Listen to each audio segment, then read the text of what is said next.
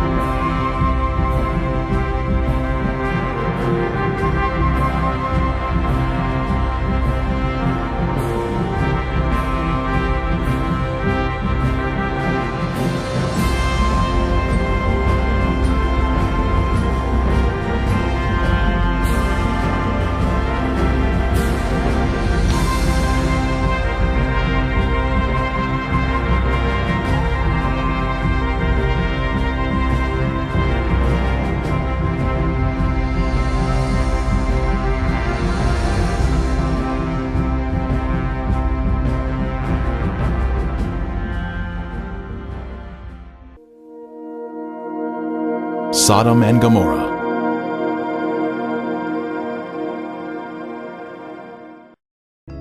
When the morning dawned, the angels urged Lot to hurry, saying, "Arise, take your wife and your 2 daughters, who are here, lest you be consumed in the punishment of the city." Lot, his wife and daughters, all fled from the terrible destruction of Sodom. Likewise, as it was also in the days of Lot, they ate, they drank, they bought, they sold, they planted, they built. But on the day that Lot went out of Sodom, it rained fire and brimstone from heaven and destroyed them all. Wicked men were punished by the Lord in a divine judgment of fire. The intense heat consumed the wicked cities and their inhabitants.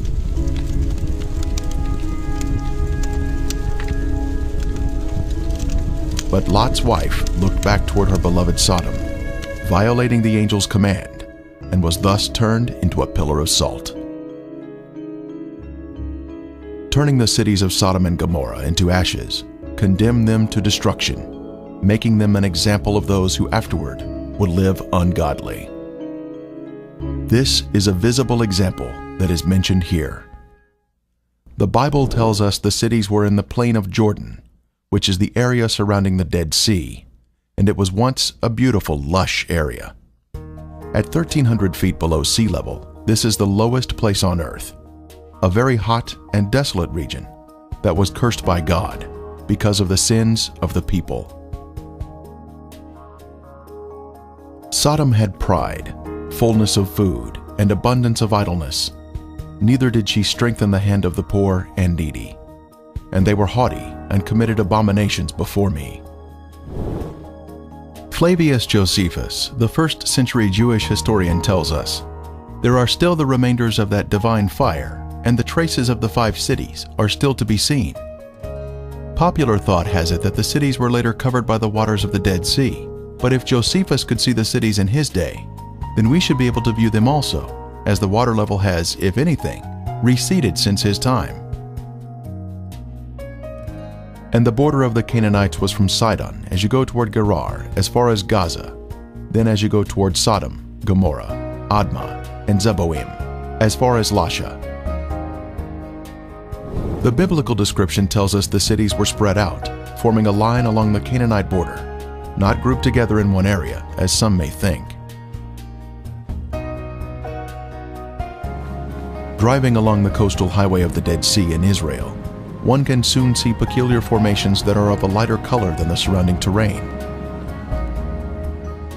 These are the ashen cities, destroyed by the wrath of God.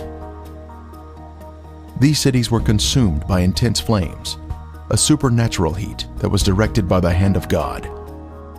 Today there is ash that is of lighter color than the surrounding mountains and terrain. As mentioned in the Bible, this is a desolate area where nothing grows.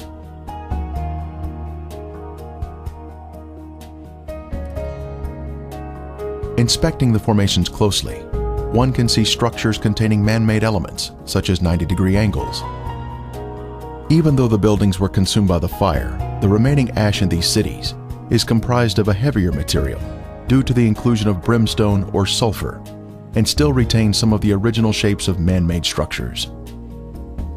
This stunning structure stands out as a singular formation with 4 sides, surrounded by a deep moat.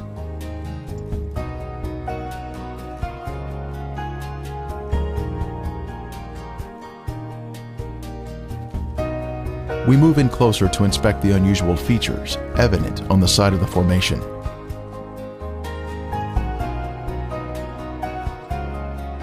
On the side of the structure, this swirling pattern is different from any type of sedimentary rock or soil that would normally contain horizontal, even layers.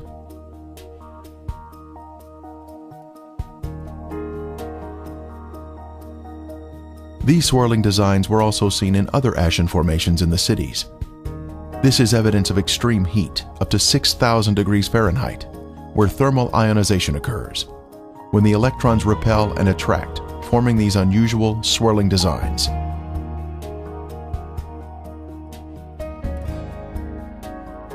In Lot's day, this area was a swirling cauldron of death and destruction, rained down from the Lord in heaven.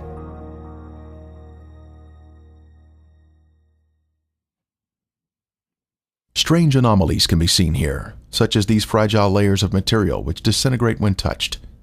The limestone buildings in the cities of Sodom and Gomorrah were totally transformed into ash by the consuming fire of the Lord. Evidence of this destruction is revealed in the white gypsum anomalies in the area, including unusual shapes of chalk-like material, which is not found in other parts of the country.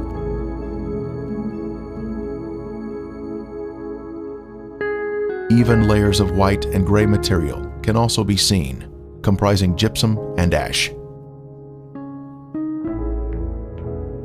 At the time of Elijah on Mount Carmel, the Lord sent down a superheated fire from heaven, consuming the stone altar and sacrifice, turning them into ashes. Then the fire of the Lord fell and consumed the burnt sacrifice, and the wood, and the stones, and the dust, and it licked up the water that was in the trench. We are also told, "For the Lord your God is a consuming fire, a jealous God." When God unleashes a consuming fire, it will turn stone into ashes. At the perimeter of this city, one can see this amazing Sphinx still standing today. It was a pagan symbol positioned at the edge of town, and was thought to protect the inhabitants from harm. The Sphinx stands alone as a singular structure with a defined shape.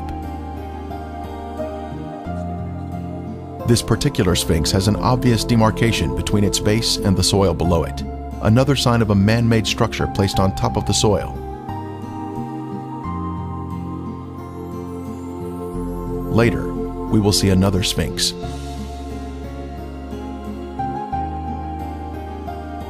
From a higher level, a large section of gypsum has fallen down here.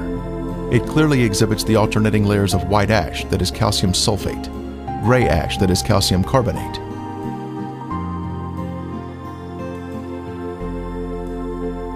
One can also find loose or powdery ash that is quite thick and has been deposited next to the formations. The ash is made up of calcium carbonate and calcium sulfate, which comes from the limestone buildings and the brimstone mixing together during the fire. In the formations themselves, some material can be gently raked off the surface with the slightest touch.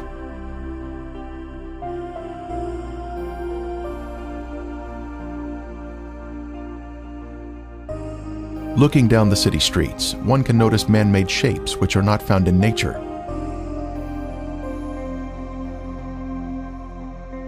Here we see a building with square sides or 90-degree angles.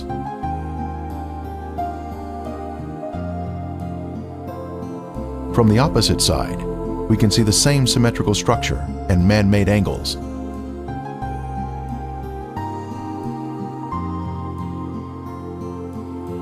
We can see the remains of walls that extended outward at 90-degree angles from the main structure.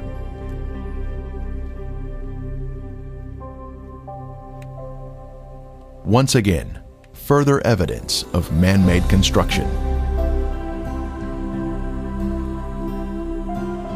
Here we can see square windows that are visible in the walls of the structures, which give us a view of the past. Scanning the city for signs of prior habitation, we can see in the foreground a tower of cylindrical design, positioned at the edge of the city. The remains have suffered greatly during 3,500 years of wind and rain erosion. Even still, there is the appearance here of streets and man-made structures.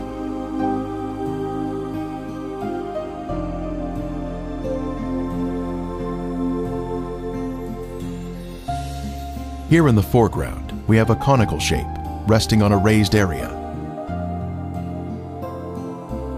A short distance away, we see another similar shape.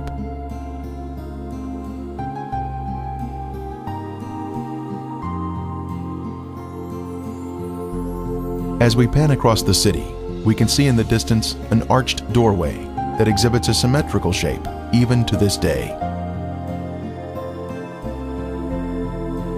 The whole land is brimstone, salt and burning. It is not sown, nor does it bear, nor does any grass grow there, like the overthrow of Sodom and Gomorrah, Admah and Zeboim, which the Lord overthrew in his anger and his wrath. More anomalies are found in the cities. In this case, we have a large hardened clump of material that we broke open, revealing layers of previously heated material, including gypsum crystals, created by the combination of limestone and sulfur. From the intense heat, various objects were melted in the cities. Here we have some material that was boiling on top, while the remainder of the substance pooled at the bottom, creating a solid base. A very unusual find here, but just another strange anomaly not found in other areas of the country.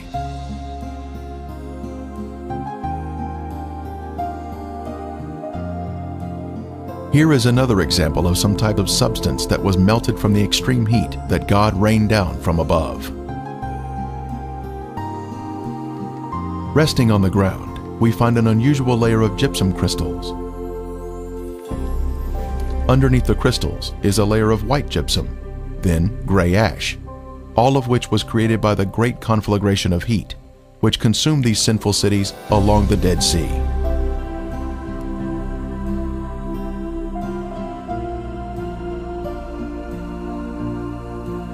Once again, we find more gypsum, this time in a circular formation of crystals, all radiating outward.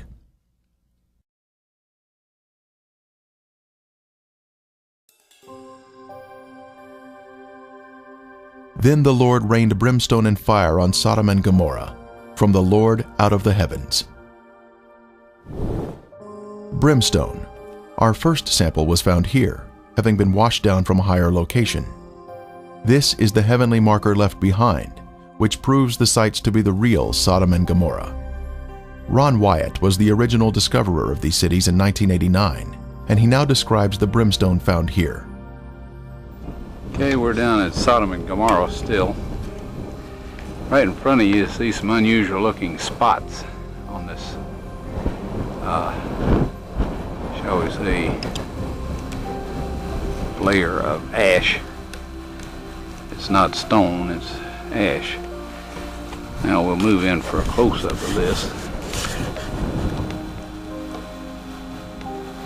And you can see that they're kind of circular shaped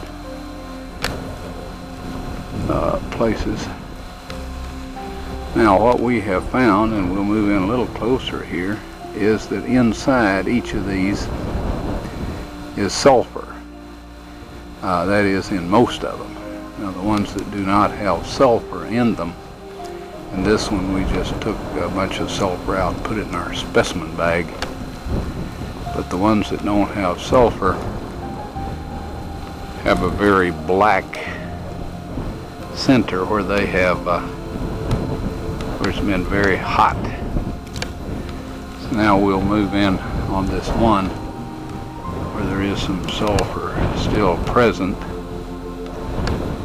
and back off just enough so you can see what we're up to here, and we'll go collect that sample in a bag.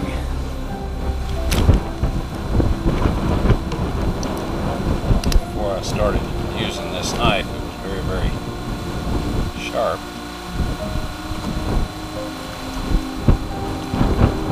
Okay, here this is, and we have collected some more, and it smells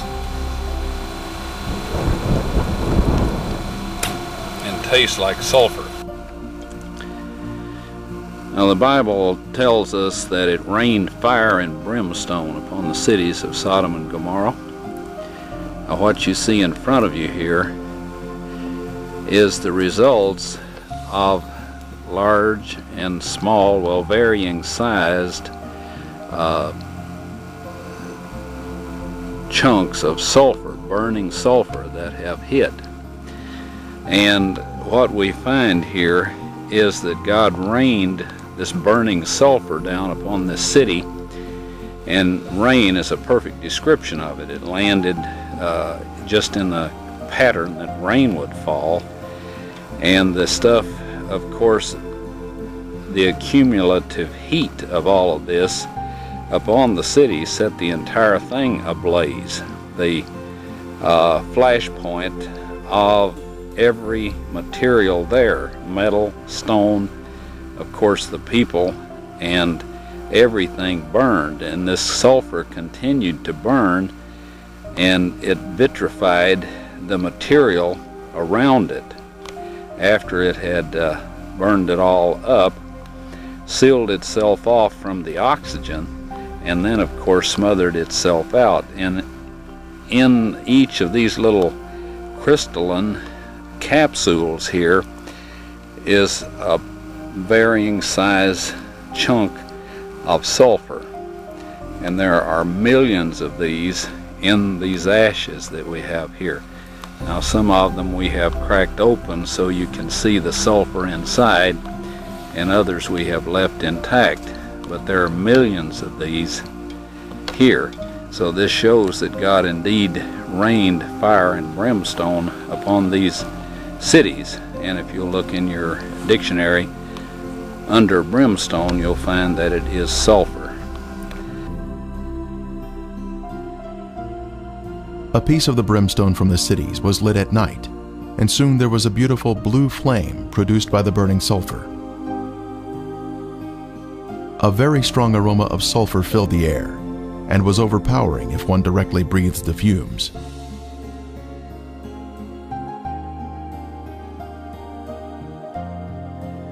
Exploring the cities further, more brimstone was found of various shapes and sizes.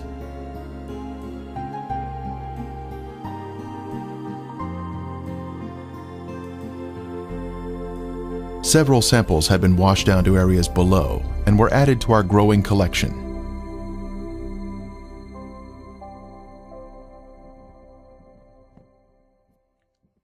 This brimstone is made of monoclinic, white sulfur that has been burned or cooked at a high temperature. It is quite different from natural sulfur that is formed in geothermal areas. Samples were taken to a lab for analysis.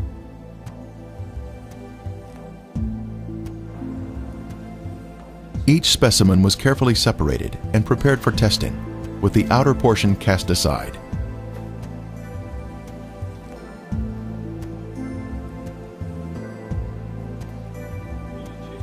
Next, the samples were dried and placed in a rock crusher. Then they were pressed onto a disc. Then they were loaded into a machine for the semi-quantitative X-ray analysis. Each sample was individually transported into the testing chamber for analysis.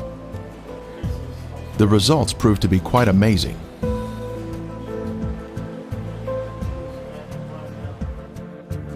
As the samples were found to be 98% pure sulfur, unlike any other sulfur found on Earth. This pure, cooked sulfur is the heavenly marker that was left behind to show the world that the Lord, without a doubt, destroyed these sinful cities at His command. Critics have said that the sulfur is from volcanic activity, but that type of rhombic sulfur is only 40% sulfur and is of a crystalline form, unlike the white, compacted monoclinic form that is found in the ashen cities today. Here is a round piece of brimstone embedded in a section of ash.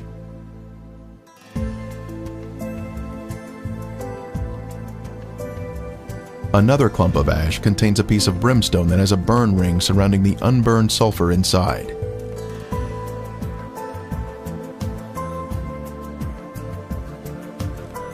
This mound of material has a lid that easily comes off, revealing the round nugget of brimstone inside.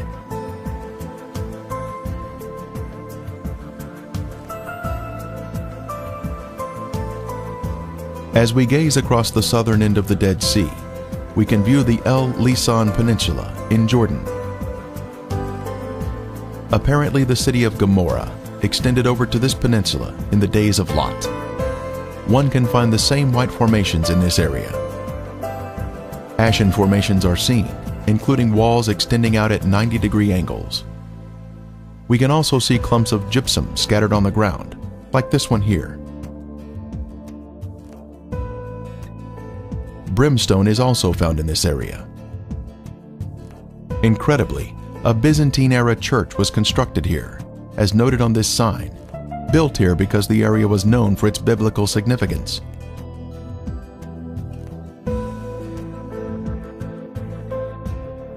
Back over at Gomorrah proper, we can see white, ashen worship structures built atop an acropolis or high place. Both a sphinx and ziggurat are seen here, side by side, much like what we see in Egypt at Giza, with the Sphinx and the pyramids built in close proximity to each other.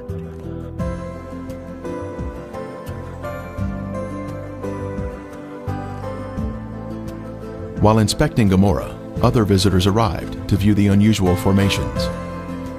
The Sphinx is made of a white material, whiter than the ash surrounding it. Perhaps it was built of more expensive components and dedicated to their pagan gods. The Sphinx represented a god of protection, but even it was consumed in the flames. It is approximately 30 feet long and is quite impressive, both in its shape and size. Resting near it is the ziggurat, symmetrical in shape and also comprised of a special white material.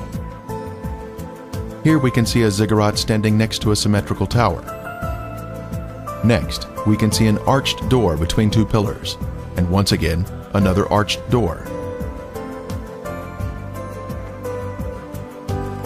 As we scan across the city, our eye notices a raised white formation in the distance.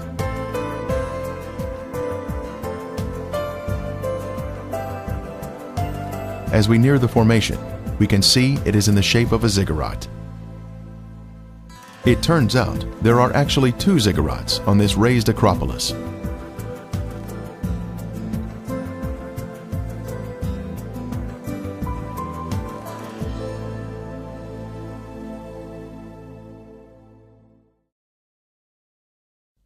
As we stood next to one of the ziggurats, our team found perfect specimens of melted brimstone, where the liquid from the burning sulfur had cooled down, forming a hard, crystalline shell around the unburned sulfur that was hidden inside.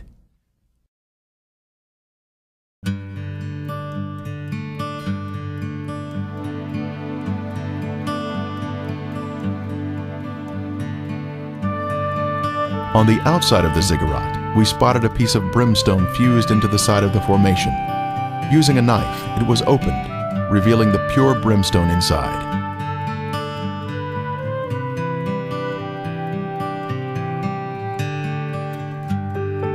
Resting on a ledge of the ziggurat, we see another sample of brimstone that was opened with a knife, once again revealing the pure sulfur inside.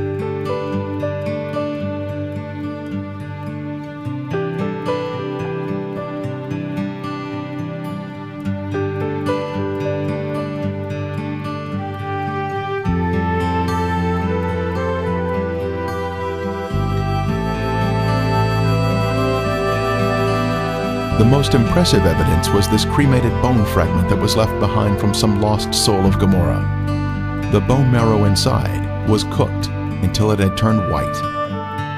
This is a moving testimony of God's power to destroy those who reject the Holy Spirit. Are we in the will of God, allowing the Holy Spirit to guide us into obedience? Or are we part of the rebellious and lost? There is a future event mentioned in Revelation, but the cowardly, unbelieving, abominable, murderers, sexually immoral, sorcerers, idolaters, and all liars shall have their part in the lake which burns with fire and brimstone, which is the second death. The day is coming, burning like an oven, and all the proud, yes, all who do wickedly, will be stubble, and the day which is coming shall burn them up. The surface of the earth will be as a lake of fire, with all unrepentant sinners being consumed by fire and brimstone, just as Sodom and Gomorrah were destroyed. Friend, there is only one way to escape the punishing flames of the second death, and that is through Jesus Christ. Won't you ask Him to take over your life today?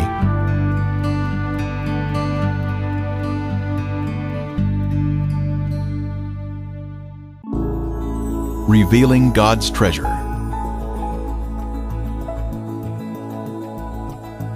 You may order a copy of this program through arcdiscovery.com. See arcdiscovery.com to become a direct seller of this DVD.